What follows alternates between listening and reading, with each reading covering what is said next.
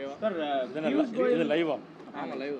பியூஷ் கோயல் வந்து இன்னைக்கு வந்து கூட்டணி பேச்சுவார்த்தை தொடங்குறதா இருந்தது. தப்போ வந்து அவருடைய பயணம் வந்து ரத்தாயிருக்கு. இபிஎஸ் வந்து இப்போ டெல்லிக்கு புறப்பட்டிருக்காங்க. என்ன சார் எப்படி இருக்கு?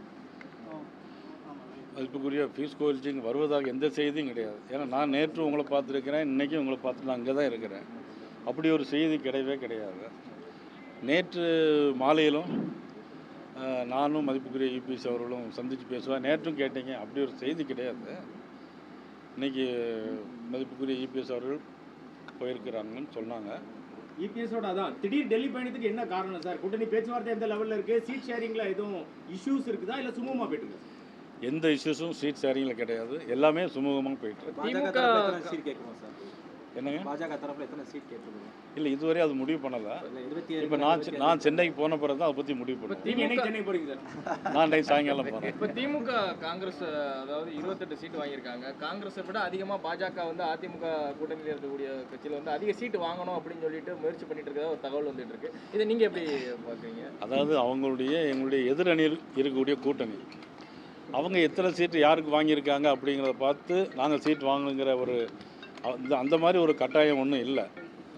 பட் நாங்கள் என்னங்கிறது இனிமேல் தான் முடிவு பண்ணுவோம். அதாவது நீங்கள் உங்கள் தேசிய ஜனநாயக கூட்டணி பலம் வாய்ந்த கூட்டணியாக இருக்குன்னு சொல்லிட்டு இருக்கீங்க. இப்போ இந்த மேலும் பலம் சேர்க்கும் விதமாக வந்து புதிதாக கட்சி துவங்கக்கூடிய சசிகலா அம்மையாரை வந்து நீங்கள் தேசிய ஜனநாயக கூட்டணியில் இணைக்கிறதுக்கு ஏதாவது முயற்சிகளை மேற்கொள்வீங்களா? அதாவது என்னென்னா, எங்களுடைய கூட்டணி பலம் வாய்ந்த கூட்டணி. மேலும் கூட்டணி வருமா வரலையாங்கிறது ஓரிரு நாட்களில் நாங்கள் வந்து சொல்கிறோம். பாஜக கூட்டணியில் பரபரப்புன்னு சொல்லலாமா சார்?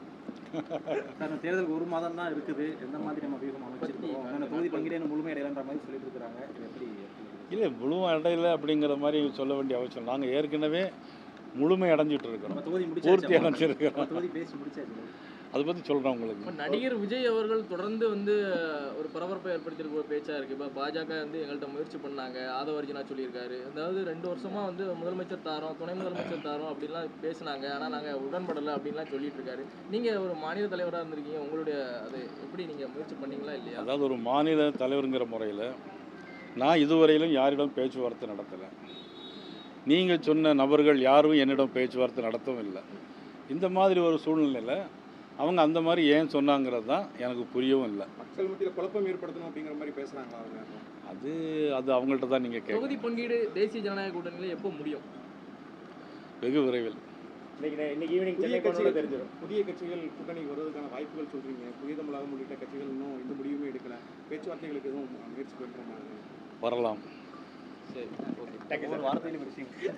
நன்றி.